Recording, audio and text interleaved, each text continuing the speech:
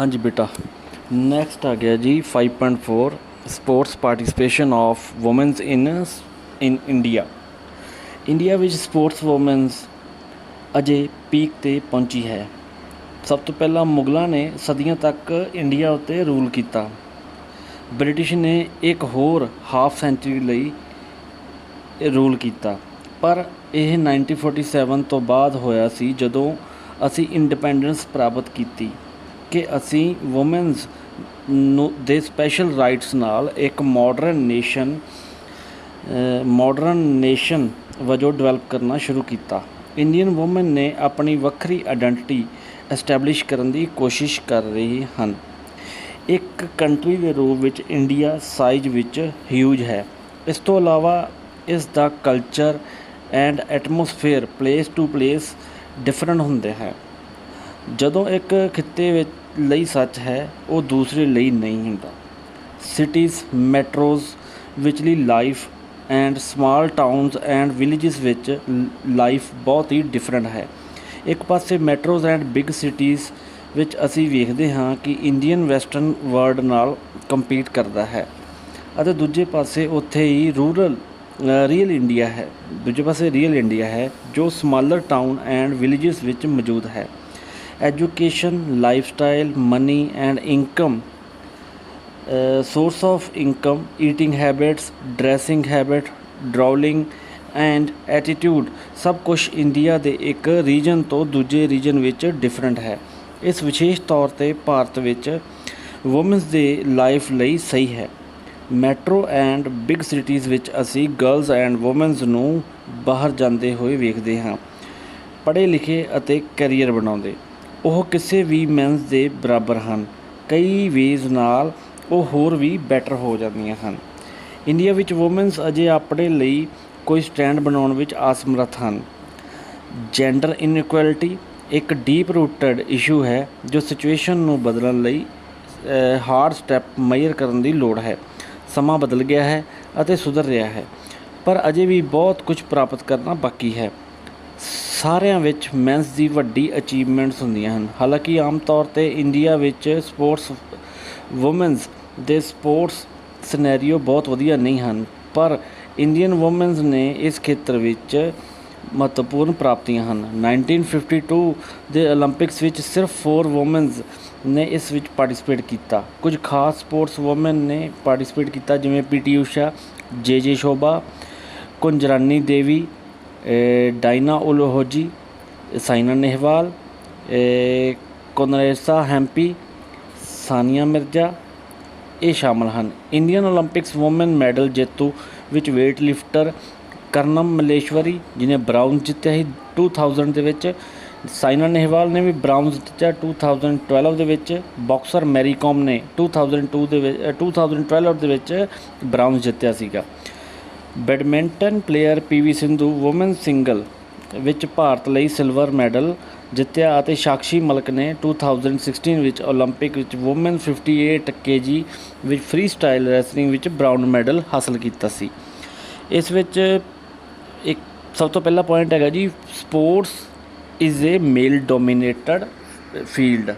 Second point है जी, women's तो इंडोर रहने की उम्मीद की जाती है क्योंकि सोसाइटी अजे भी वुमेन्स नूं स्पोर्ट्स विच पार्टिसिपेट करना एक घटिया नज़रिया होंदा है।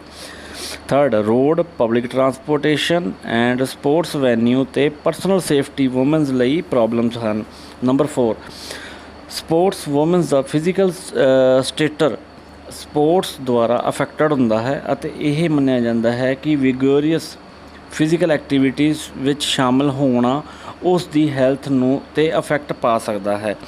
नैक्सट आ गया बेटा जी, reason for less participation in women's in sports.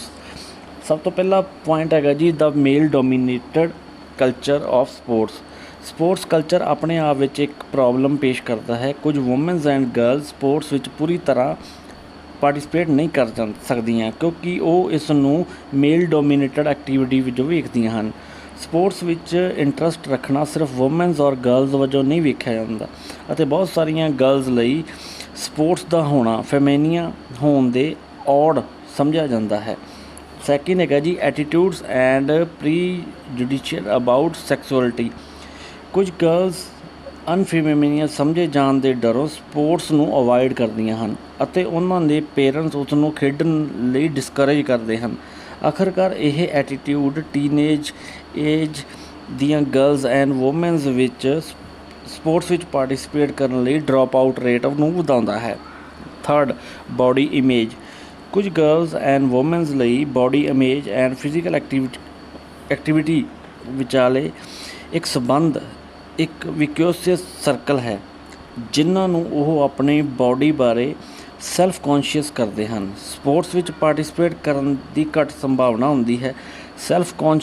ਫਿਰ ਵੀ ਸਪੋਰਟਸ ਵਿੱਚ ਪਾਰਟੀਸਪੇਟ ਕਰਨ ਨਾਲ ਲੜਕੀਆਂ ਨੂੰ ਉਹਨਾਂ ਦੇ ਬਾਡੀ ਪ੍ਰਤੀ ਧਾਰਨਾ ਪੋਜ਼ੀਟਿਵ ਇਫੈਕਟ ਪੈਦਾ ਕਰਦੀ ਹੈ। ਆਮ ਤੌਰ 'ਤੇ ਗਰਲਸ ਐਂਡ ਵੂਮਨਸ ਕੁਝ ਖਾਸ ਸਪੋਰਟਸ ਦੀ ਸੰਭਾਵਨਾ ਨੂੰ ਬੰਦ ਕਰ ਸਕਦੀਆਂ ਹਨ, ਕਿਉਂਕਿ ਉਹ ਜੋ ਕਲੋਜ਼ ਅਨਵਾਂਟਡ ਸੈਕਸੁਅਲ ਅਟੈਂਸ਼ਨ ਖਿੱਚ ਸਕਦੇ ਹਨ। Number 5, parental and adult influence. Parents, coach and adults affect girls and boys ਨੂੰ ਡਿਫਰੈਂਟ ਇਫੈਕਟ ਨਾਲ ਪ੍ਰਭਾਵਿਤ ਕਰਦੇ ਹਨ। ਅਡੋਲਸੈਂਸ ਫੀਮੇਲਸ ਆਪਣੇ ਆਪ ਵਿੱਚ ਤੁਲਨਾ ਅਤੇ ਅਡਲਟਸ ਦੀ ਕਮੈਂਟਸ 'ਤੇ ਵਧੇਰੇ ਜ਼ੋਰ ਦਿੰਦੀਆਂ ਹਨ, ਨਾ ਕਿ ਅਡੋਲਸੈਂਸ ਮੈਨ। ਫਿਜ਼ੀਕਲੀ ਕੰਪੀਟੈਂਸ, ਰੀਜਨਲ ਜਜਮੈਂਟ ਆਪਣੇ ਬੇਸਿਸ ਵਜੋਂ ਕੰਪੀਟ ਵਾਲੇ ਜਜਮੈਂਟ ਨੂੰ ਵਧੇਰੇ ਨਿਰਭਰ ਕਰਦੀਆਂ ਹਨ। ਨੈਕਸਟ ਹੈਗਾ ਬੇਟਾ ਜੀ ਫੀਮੇਲ ਇਨਵਿਜ਼ੀਬਿਲਿਟੀ। ਸਪੋਰਟਸ ਸੈਕਟਰ ਵਿੱਚ ਹਰ ਲੈਵਲ 'ਤੇ ਸਾਰੀਆਂ ਸਪੋਰਟਸ ਵਿੱਚ ਅੰਡਰ ਪ੍ਰੈਜ਼ੈਂਟਡ ਨੂੰ ਹੇਠ ਦਰਸਾਇਆ ਜਾਂਦਾ ਹੈ। ਅਜਿਹੇ ਸੈਕਟਰ ਵਿੱਚ ਕੰਮ ਕਰਨਾ ਜਿੱਥੇ ਉਹਨਾਂ ਦੀ ਮਾਈਨੋਰਿਟੀ ਹੈ। ਵੂਮਨਸ ਇਹ ਅਹਿਸਾਸ ਕਰ ਸਕਦੀਆਂ ਹਨ ਕਿ ਉਹ ਸਪੋਰਟਸ ਵਰਲਡ ਨਾਲ ਸੰਬੰਧਿਤ ਨਹੀਂ ਹਨ। ਇਸ ਦੇ ਨਾਲ ਹੀ ਸਪੋਰਟਸ ਵੂਮਨਸ ਦੀ ਸਪੋਰਟਸ ਮੀਡੀਆ ਕਵਰੇਜ ਵਿੱਚ ਵੀ ਇੰਬੈਲੈਂਸ ਹੈ, ਕਿਉਂਕਿ ਫੋਕਸ ਪੂਰੀ ਤਰ੍ਹਾਂ ਮੇਲ ਸਪੋਰਟਸ 'ਤੇ ਹੁੰਦਾ ਹੈ। ਨੈਕਸਟ ਆ ਗਿਆ ਜੀ ਬੇਟਾ ਪਰਸਨਲ ਸੇਫਟੀ। ਪਰਸਨਲ ਸੇਫਟੀ ਨਾਲ ਰਿਲੇਟਡ ਕਈ ਤਰ੍ਹਾਂ ਦੀਆਂ ਪ੍ਰੋਬਲਮਸ ਆ ਸਕਦੀਆਂ ਨੇ, ਜਿਵੇਂ ਵੂਮਨਸ ਕੋਚ ਦੀ ਕਮੀ ਹੋਣ ਕਾਰਨ ਉਹ ਆਪਣੇ ਆਪ ਨੂੰ ਗਰਾਊਂਡ ਵਿੱਚ ਇਨਸਿਕਿਉਰ ਫੀਲ ਕਰਦੀਆਂ ਹਨ ਅਤੇ ਉਹਨਾਂ ਨਾਲ ਰੇਸਿਸਟ ਬਿਹੇਵੀਅਰ ਹੁੰਦਾ ਹੈ। ਅਤੇ ਟਰੈਵਲਿੰਗ ਵਿੱਚ ਜਿਹੜੇ ਵੈਨਿਊਜ਼ 'ਤੇ ਉਹਨਾਂ ਨੇ ਪਹੁੰਚਣਾ ਹੈ, ਉਹਨਾਂ ਦੇ ਵਿੱਚ ਵੀ ਉਹਨਾਂ ਨੂੰ ਪ੍ਰੋਬਲਮਸ ਆਉਂਦੀਆਂ ਨੇ ਵੂਮਨਸ ਐਂਡ ਗਰਲਸ ਨੂੰ।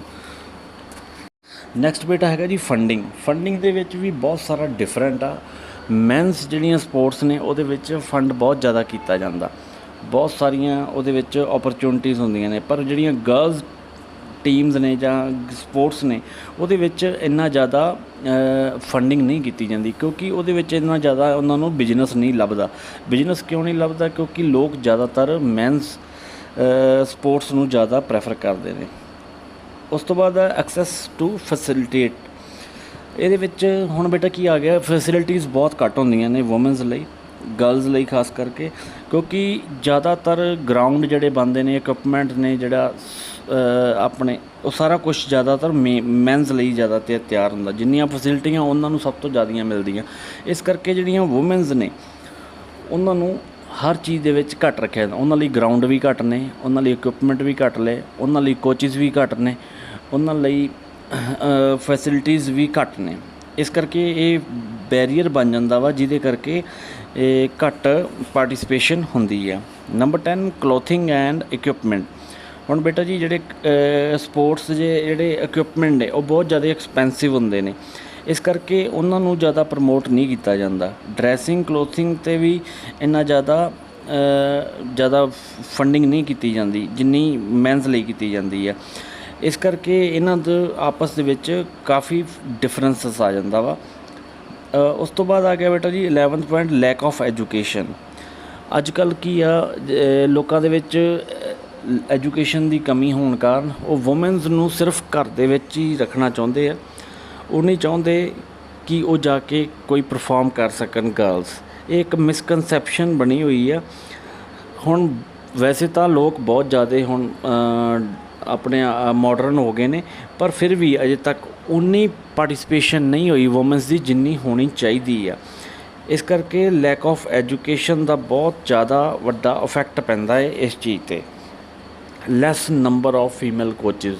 ਹੁਣ ਤੁਸੀਂ ਜਿੱਥੇ ਵੀ ਜਾਓਗੇ ਗਰਾਊਂਡਸ ਦੇ ਵਿੱਚ ਤੁਹਾਨੂੰ ਫੀਮੇਲ ਕੋਚਿਸ ਬਹੁਤ ਘੱਟ ਮਿਲਣਗੇ। ਜੇਕਰ ਫੀਮੇਲ ਕੋਚਿਸ ਬਹੁਤ ਘੱਟ ਨੇ ਅਤੇ ਜਿਹੜੀਆਂ ਗਰਲਸ ਜਾਂ ਵੂਮਨਸ ਨੇ ਉਹ ਥੋੜ੍ਹਾ ਜਿਹਾ ਔਡ ਫੀਲ ਕਰਦੀਆਂ ਨੇ ਮੈਨਸ ਕੋਚਿਸ ਦੇ ਕੋਲੋਂ ਪ੍ਰੈਕਟਿਸ ਕਰਨ ਨਾਲੋਂ। ਇਸ ਕਰਕੇ ਵੂਮੈਨਸ ਦਾ ਥੋੜ੍ਹਾ ਜਿਹਾ ਇੰਟਰਸਟ ਫਿਰ ਘੱਟ ਜਾਂਦਾ ਵਾ। ਜ਼ਿਆਦਾ ਤੋਂ ਜ਼ਿਆਦਾ ਗੌਰਮੈਂਟ ਨੂੰ ਚਾਹੀਦਾ ਵਾ ਵੀ ਵੂਮੈਨਸ ਕੋਚ ਨੂੰ ਲੈ ਕੇ ਆਉਣ, ਜਿਹਦੇ ਨਾਲ ਕਿ ਵੂਮੈਨਸ ਦੀ ਪਾਰਟੀਸਪੇਸ਼ਨ ਵੱਧ ਸਕੇ। ਉਸ ਤੋਂ ਬਾਅਦ ਨੈਕਸਟ ਆ ਗਿਆ ਜੀ ways to encourage woman participation in sports.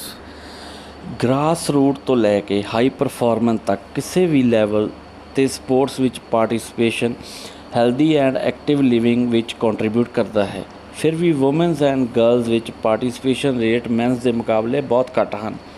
Women's and girls ਜੋ ਸਪੋਰਟਸ ਵਿੱਚ ਪਾਰਟੀਸਪੇਟ ਕਰਦੀਆਂ ਹਨ ਉਹਨਾਂ ਲਈ ਮਹੱਤਵਪੂਰਨ ਹੈ physical, psychological, social benefits realise ਕਰ ਸਕਦੀਆਂ ਹਨ। ਵੂਮਨ ਸਪੋਰਟਸ ਦੇ ਲੈਂਡਸਕੇਪ ਹਾਲ ਦੇ ਸਾਲਾਂ ਵਿੱਚ ਮਹੱਤਵਪੂਰਨ ਬਦਲਾਅ ਆਏ ਹਨ। ਸਪੋਰਟਸ ਵਿੱਚ ਵੂਮਨਸ ਦੀ ਪਾਰਟੀਸਪੇਸ਼ਨ ਉਹਨਾਂ ਦੇ ਇੰਪਾਵਰਮੈਂਟ ਵੱਲ ਨਾ ਸਿਰਫ ਅਗਵਾਈ ਕਰਦਾ ਹੈ ਬਲਕਿ ਉਹਨਾਂ ਦੀ ਯੋਗਤਾ, team and personality building and health improvement ਨੂੰ ਵੀ ਅਲਾਓ ਕਰਦਾ ਹੈ। ਇਸ ਨਾਲ ਫੈਮਿਲੀ ਐਂਡ ਹੋਲ ਸੁਸਾਇਟੀ ਲਈ ਪੋਜ਼ੀਟਿਵ ਕੌਨਸੀਕੁਐਂਸ ਨਿਕਲਣਗੇ। ਸਪੋਰਟਿੰਗ ਐਕਟੀਵਿਟੀ ਵੂਮਨਸ ਨੂੰ ਦੁਬਾਰਾ ਜੁੜਨ ਵਿੱਚ ਹੈਲਪ ਕਰਦੀਆਂ ਹਨ ਆਪਣੇ ਹੀ ਬਾਡੀ ਪਾਵਰ ਹੇਠ ਦਿੱਤੇ ਤਰੀਕਿਆਂ ਨਾਲ, ਜਿਨ੍ਹਾਂ ਦੁਆਰਾ ਸਪੋਰਟਸ ਵਿੱਚ ਵੂਮਨਸ ਦੀ ਪਾਰਟੀਸਪੇਸ਼ਨ ਵਿੱਚ ਵਾਧਾ ਕੀਤਾ ਜਾ ਸਕਦਾ ਹੈ। ਪਹਿਲਾ ਹੈਗਾ ਜੀ ਮੇਕਿੰਗ ਸਪੋਰਟਸ ਕੰਪਲਸਰੀ। ਗੌਰਮੈਂਟ ਨੂੰ ਘੱਟੋ ਘੱਟ primary and secondary school level 'ਤੇ ਸਪੋਰਟਸ ਕੰਪਲਸਰੀ ਬਣਾਉਣਾ ਚਾਹੀਦਾ ਹੈ। ਇਹ ਕੰਪੀਟੀਟਿਵ ਸਪੋਰਟਸ ਨਹੀਂ ਬਲਕਿ ਰੀਕ੍ਰੀਏਸ਼ਨ ਹੈਲਥ ਸਪੋਰਟਸ ਹੋਣ ਦੀ ਜ਼ਰੂਰਤ ਹੈ। ਸਕੂਲਸ ਵੂਮਨਸ ਸਪੋਰਟਸ ਦੇ ਹੈਲਥ ਬੈਨੀਫਿਟਸ ਬਾਰੇ ਐਜੂਕੇਟ ਕਰਨ ਲਈ ਬਣਾਏ ਜਾਣੇ ਚਾਹੀਦੇ ਹਨ। ਨੈਕਸਟ ਹੈਗਾ ਜੀ ਪ੍ਰੋਵਾਈਡਿੰਗ ਐਕਸੈਸ। ਫੀਮੇਲਸ ਨੂੰ ਸਕੂਲਸ ਐਂਡ ਕਾਲਜਿਸ ਦੋਵਾਂ ਵਿੱਚ ਸਪੋਰਟਸ ਖੇਡਣ ਦੇ ਮੌਕੇ ਦਿੱਤੇ ਜਾਣੇ ਚਾਹੀਦੇ ਹਨ। ਉਹਨਾਂ ਦੇ ਘਰਾਂ ਦੇ ਨੇੜੇ ਖੇਡਣ ਦੀਆਂ ਲੋੜੀਂਦੀਆਂ ਫੈਸਿਲਿਟੀਜ਼ ਪਹੁੰਚਾਉਣ ਨਾਲ ਗਰਲਸ ਵਿੱਚ ਇਹ ਰੁਝਾਨ ਵੱਧ ਸਕਦਾ ਹੈ। Number 3 reducing barrier association with girls being involved in A competitive sports. Girls ਨਾਲ ਸਪੋਰਟਸ ਵਿੱਚ ਸ਼ਾਮਿਲ ਹੋਣ ਨਾਲ ਜੁੜੀਆਂ ਰੁਕਾਵਟਾਂ ਨੂੰ ਤੋੜਿਆ ਜਾਣਾ ਚਾਹੀਦਾ ਹੈ ਅਤੇ ਇਹ ਉਦੋਂ ਕਰਨ ਦੀ ਵਧੇਰੇ ਲੋੜ ਹੁੰਦੀ ਹੈ ਜਦੋਂ ਗਰਲਸ ਸਪੋਰਟਸ ਵਿੱਚ ਪਾਰਟੀਸਪੇਸ਼ਨ ਸ਼ੁਰੂ ਕਰਦੀਆਂ ਹਨ। ਸਪੋਰਟਸ ਨੂੰ ਖੇਡਣ ਲਈ ਜੱਜ ਕਰਨ ਦੀ ਬਜਾਏ ਇਨਕਰੇਜ ਕੀਤਾ ਜਾਣਾ ਚਾਹੀਦਾ ਹੈ। ਇਹ ਸਕੂਲ ਦੇ ਖੇਡ ਲੈਸਨ ਵਿੱਚ ਵਧੇਰੇ ਸ਼ਮੂਲੀਅਤ ਨੂੰ ਇਨਕਰੇਜ ਕਰਕੇ ਕੀਤਾ ਜਾ ਸਕਦਾ ਹੈ। ਨੰਬਰ 4 ਹੈਵਿੰਗ ਮੋਰ ਫੀਮੇਲ ਐਡਮਿਨਿਸਟ੍ਰੇਟਰ।